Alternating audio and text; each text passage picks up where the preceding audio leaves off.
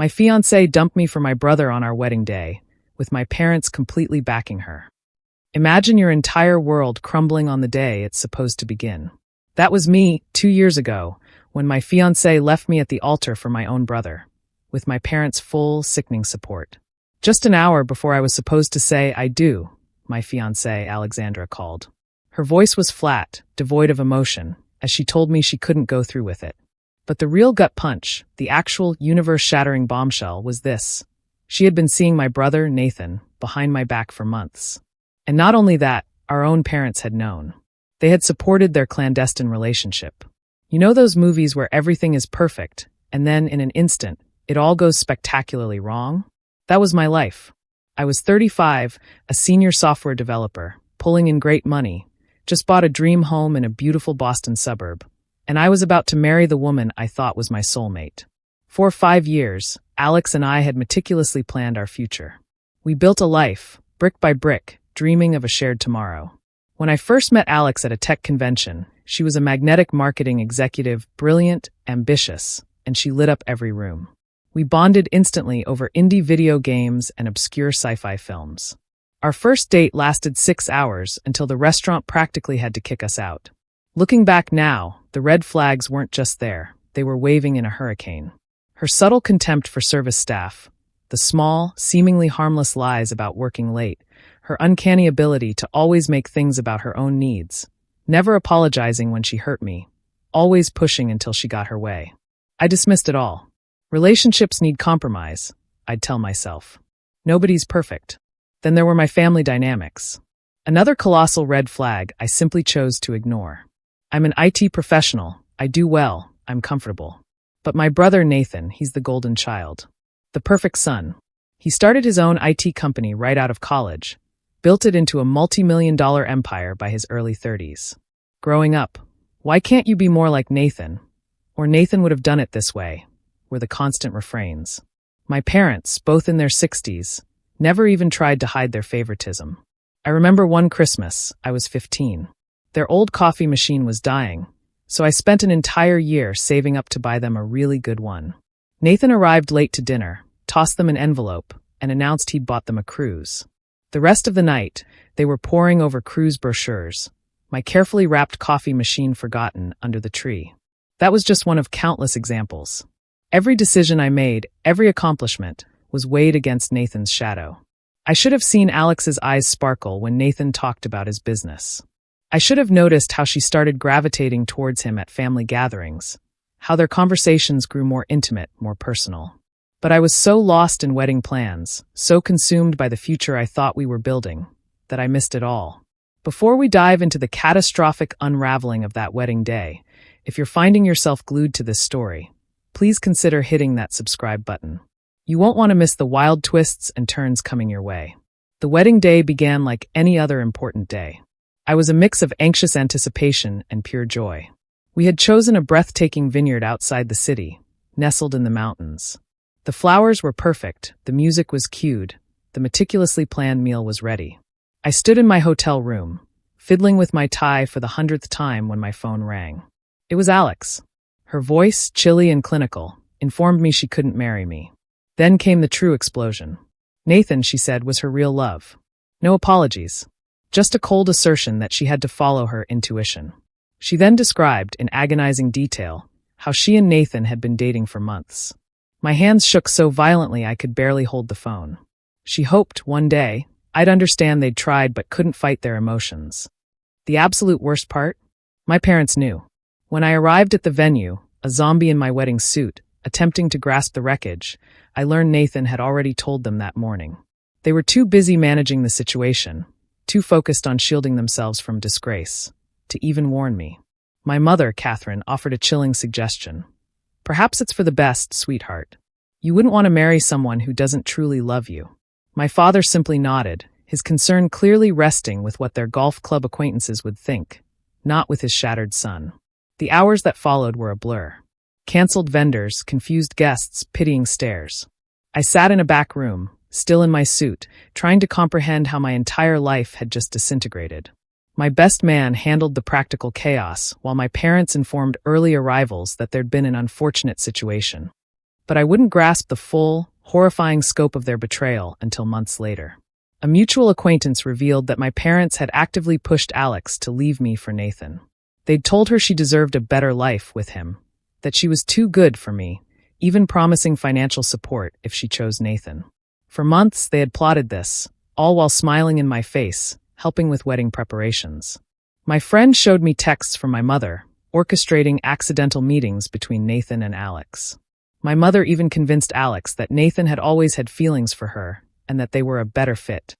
Knowing Alex's career ambitions, my parents offered to fund her own marketing consultancy if she went with Nathan. It was a calculated, brutal campaign. That day, I walked away from everything. I moved to a distant state, quit my job, and cut off all communication with my family. New email, new phone number, a complete reset. I couldn't bear living in the house Alex and I had bought, every corner saturated with phantom memories, so I let the bank foreclose. The awkward silences from mutual acquaintances, the pitying glances from co-workers who'd been invited to the wedding, it was all too much. My therapist was the only person I kept in touch with. She helped me understand that this wasn't just a failed relationship. It was a profound betrayal by every single person who was supposed to love and protect me.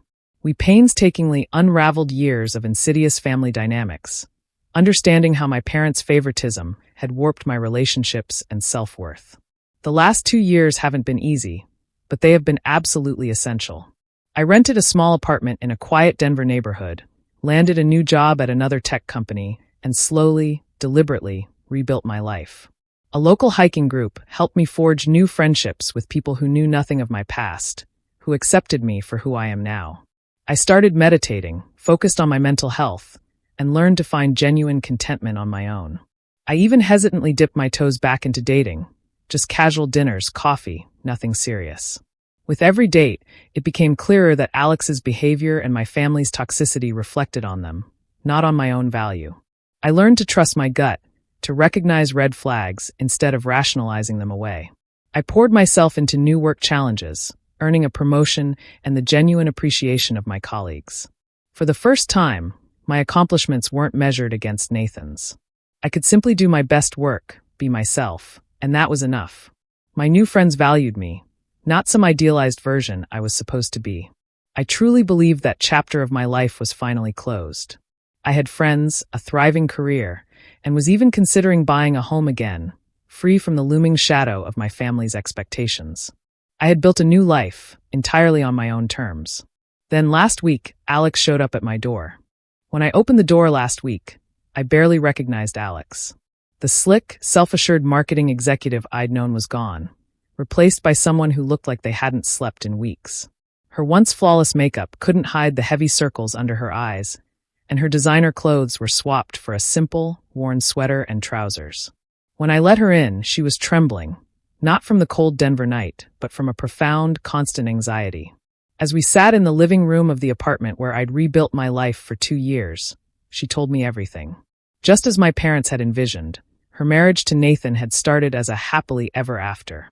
He lavished her with expensive gifts, helped her launch her own marketing firm, bought her a sprawling home in Boston's wealthiest neighborhood. But the dream quickly turned into a suffocating nightmare. It turns out, beneath Nathan's charming facade, he's exactly who I always knew him to be, a master manipulator. Alex described how, behind closed doors, he slowly, systematically took over every aspect of her life. It began with suggestions about her business decisions, then escalated to demands about who she could work with.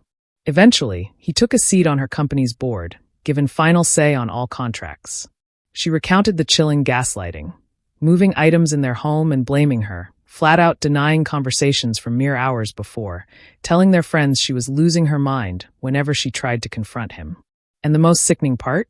Our parents, especially our mother, Catherine, enabled every bit of it. Alex wiped away fresh tears. "Your mom tells me I'm lucky to have Nathan," she choked out. "That I need to try harder to make him happy." She said, "That's just how successful men protect their interests." When I told her he threatened to take everything if I left.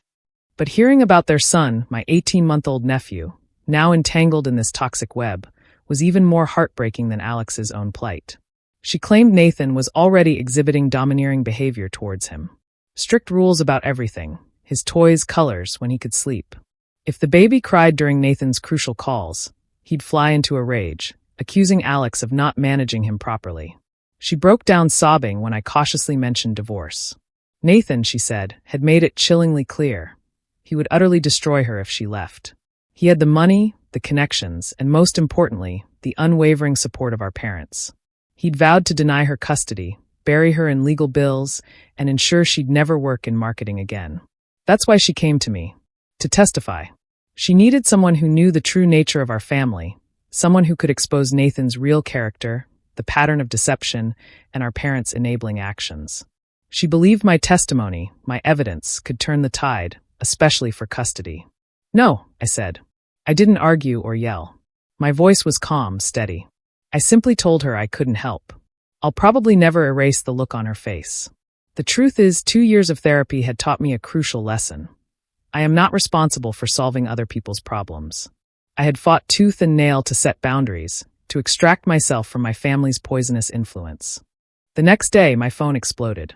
News of Alex's visit had somehow spread, and suddenly, everyone who hadn't spoken to me since the wedding fiasco had an opinion. They called me cowardly, selfish, uncaring. Alex's former maid of honor sent a particularly nasty email, gloating that I was proving my family right, that I was too weak and self-centered to step up when it mattered. The hypocrisy was astounding. 2 years ago, when I was drowning in pain, none of these people defended me. None offered help. None pointed out my family's manipulation. Now, they demanded I jeopardize my painstakingly rebuilt life and mental health to support the very woman who had betrayed me. One message, however, hit me hard. Your nephew, an innocent child, is involved, a mutual friend wrote. He doesn't deserve to suffer for everything Nathan did to you. And that truly is why I couldn't sleep. That little boy was constantly on my mind. He didn't ask to be born into this chaos. None of this was his choice. If Alex was telling the truth, and based on my experience with Nathan, I believed her. He was growing up in a home that could permanently scar him. I knew what it was like to live in Nathan's shadow. Would it be even worse for his son? But getting involved meant re-entering my family's gravitational pull. It meant facing Nathan again, enduring my parents' manipulation, becoming the target of my brother's retribution. I could lose everything I had fought so hard to build over these past 2 years. I was at a brutal crossroads. Uphold the boundaries I'd meticulously crafted, prioritizing my own stability and mental health?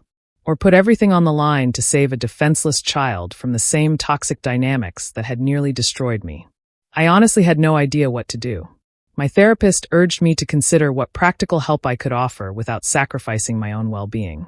But every time I tried to rationalize, all I saw was that young boy's face.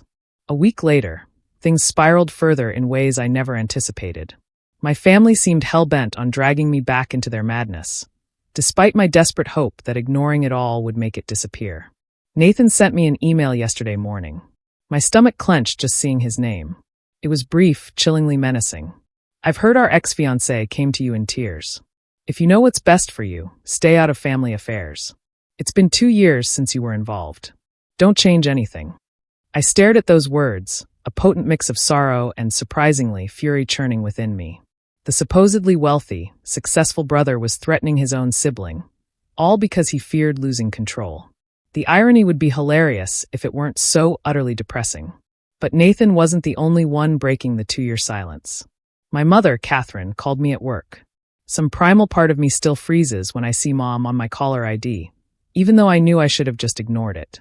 Her voice was sickly sweet, using the same manipulative tone she'd always used to control me as a child. Without even a hello, she began. Sweetheart, I know Alex came to see you. You must realize that although she is going through a tough moment, it does not imply that she is thinking rationally. Nathan is making every effort to be a decent father and spouse. When I didn't respond, she switched tactics. Your brother's company is at a pivotal moment. Everything he's built could be destroyed by this divorce foolishness. He deserves better from his own brother, don't you think? I finally found my voice, a surge of righteous indignation fueling my reply. There was a stunned silence on the other end before the familiar guilt trip followed. What's best for both of our boys has always been our goal. Families must keep together, even though parents make errors. At this moment, Nathan needs you to be the bigger person. I hung up. Minutes later, my phone began vibrating nonstop with texts from my extended family. Catherine had apparently rallied the entire clan. Aunts, uncles, cousins, people who hadn't bothered to check on me in years suddenly became deeply concerned about family unity. "Neither of your parents is growing any younger," one cousin wrote. "Do you want them to worry about raising their grandchild in a dysfunctional household for the rest of their lives?" Another chimed in. "True men don't harbor resentment. Be the larger person."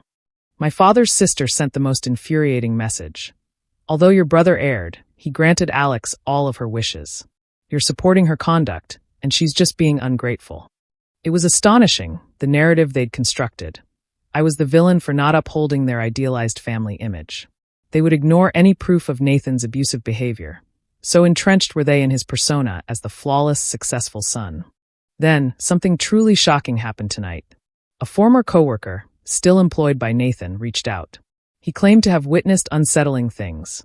Nathan's explosive outbursts at staff, covert threats, even falsifying financial records. He said numerous employees had left because of the toxic environment, but Nathan's lawyers had them all silenced by NDAs. This coworker believed that if I assisted Alex, others might finally feel brave enough to speak up about Nathan's actions. He also gave me a chilling warning. Nathan had been asking about my new life in Denver, my address, my place of employment. The danger was stark. If I helped Alex, Nathan would target me. He had the resources, the power, and as always, our parents' blind backing, to seriously challenge me personally and professionally. I had fought too hard to build this tranquil life.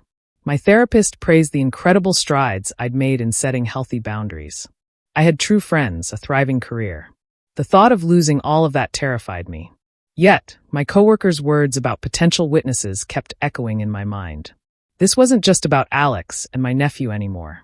If his claims were true, dozens of people could be suffering from Nathan's abuse of power. I've been meticulously documenting everything. The intimidating email, my mother's manipulative call, the barrage of flying monkey attacks. My therapist reminds me that I'm not required to burn myself alive to keep others warm. But she also acknowledged the gravity of the situation. This felt like more than just assisting Alex. It felt like a moral imperative to expose Nathan before he caused more widespread harm. But was I truly prepared for the inevitable storm? How do you stand against someone with all the resources, family support, and power on their side? Was it worth risking everything I'd rebuilt to act morally? For several restless nights after my last update, I wrestled with what to do. But not in the way anyone expected. The matter, in a strange way, resolved itself. I want to tell you everything that unfolded, and the profound reasons behind my choices. First, a crucial clarification. I had a breakthrough session with my therapist after Catherine's manipulative call and Nathan's threatening email. We dissected my family's insidious pattern.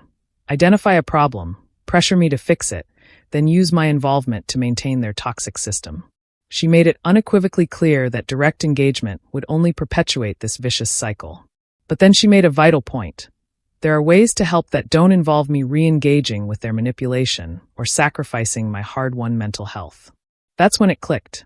I sent a thorough, anonymous report to Child Protective Services. This wasn't a choice I made lightly. I spent 3 grueling days compiling every piece of information I had. Screenshots of the family's vile texts, emails, and Nathan's threatening letter. I integrated all of Alex's harrowing details about Nathan's domineering behavior toward their son. I meticulously outlined our family's history of condoning abuse and hiding ugly truths to maintain appearances. The report went beyond just the immediate situation. I provided extensive background on Nathan's manipulative tendencies and how our parents had consistently enabled him. I included specific examples. How they covered up his college drunk driving incident, how they quietly settled a former employee's harassment lawsuit, and how they'd continuously leveraged their resources and connections to shield him from consequences. Crucially, I also included proof of the potential financial irregularities my former coworker had mentioned. I believe this painted a more complete, damning picture of Nathan's true character, even if it didn't directly impact the CPS investigation. The hardest part was waiting. Reporting anonymously meant I wouldn't get updates, and CPS investigations take time. But I had taken a step, a meaningful step, that would undeniably benefit my nephew, all while fiercely protecting my own personal boundaries. Then things moved with dizzying speed, far faster than I'd ever expected. 3 days after I submitted the report, Nathan unleashed a torrent of furious messages. His emails grew more and more unhinged. You think you can hide behind anonymity? I know it was you. You've just made the biggest mistake of your life. I'll make sure you never work in tech again. You think you're safe in Denver? Watch your back. You're dead to this family. Remember that you chose this. Catherine's reaction was different, but no less revealing. Her voicemail still haunts me. How could you do this to your own family? We gave you everything, and this is how you repay us? Nathan is devastated. They're investigating him like a common criminal. His reputation could be ruined. I hope you're happy with yourself. What struck me, what was truly telling, was that none of them refuted the accusations. Not one. They were enraged that I had dared to expose the truth, not that I had made unfounded claims.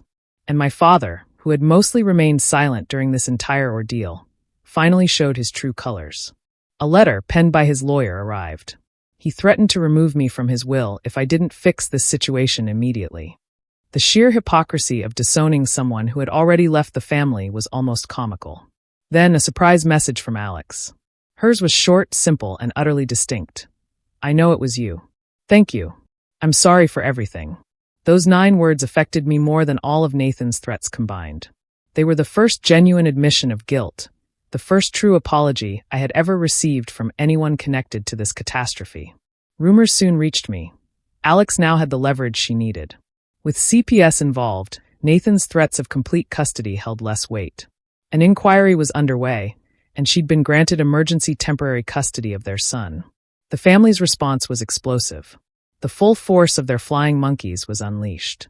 My inbox overflowed with messages from distant cousins I hadn't spoken to in years, accusing me of betraying my own blood, of ruining the family. On social media, former family friends posted ambiguous, passive-aggressive condolence messages about jealousy splitting families apart. But the profound truth is, I'm not affected by their reactions the way I used to be. 2 years of therapy and intense self-work have given me a clarity I've never known. Their manipulative tactics are starkly visible now. Every threat, every guilt trip, every desperate attempt to make me reconsider, only reinforces that I made the right choice. My family isn't upset because I harmed them. They're upset because I refused to play my designated part in their dysfunction, as my therapist so perfectly articulated. I violated the decades-old pattern by choosing to protect my nephew through legitimate channels, instead of participating in their cover-up. The fallout has been dramatic, yes, but profoundly illuminating. I've had to take proactive measures, alerting my employer's security about potential harassment, hiring a lawyer, locking down my social media, and enhancing my personal security. These weren't actions I wanted to take, but they were absolutely necessary for my safety and peace of mind. But I've also received unexpected support. Several cousins, who had stayed silent for years, have privately expressed their pride in me for finally confronting the family. 2 of Nathan's former employees called, offering to provide statements for Alex after hearing the full story. Even some old friends, who initially condemned my choice, have changed their minds. Above all, I am at peace with my decision. Yes, there may be repercussions. Nathan may still try to sabotage my career, and my family might make good on their threats. But for the first time in my life, I'm not making decisions based on fear of their reactions. To those who messaged me saying I took the coward's way out by reporting anonymously instead of confronting them face to face, you're missing the point entirely. This wasn't about conflict or retaliation. This was about figuring out how to help without sacrificing my mental health or being dragged back into their toxic orbit. I have no idea what will happen next. Custody battles can last months, even years, and CPS investigations are complex. But I know I upheld my personal boundaries while doing everything I possibly could to protect an innocent child. I found a way to help without burning myself alive to keep others warm. Thank you to everyone who has followed this story and offered guidance. Your encouragement taught me that sometimes doing the right thing isn't about being the most dramatic or combative. Sometimes it's about finding a way to protect yourself while still bringing about change. Remember, if you find yourself in a similar situation, you don't have to choose between defending yourself and helping others. There's often a middle ground, even if it's not immediately apparent. And just because you were born into toxic family systems doesn't mean you have to maintain them. Let me conclude with this.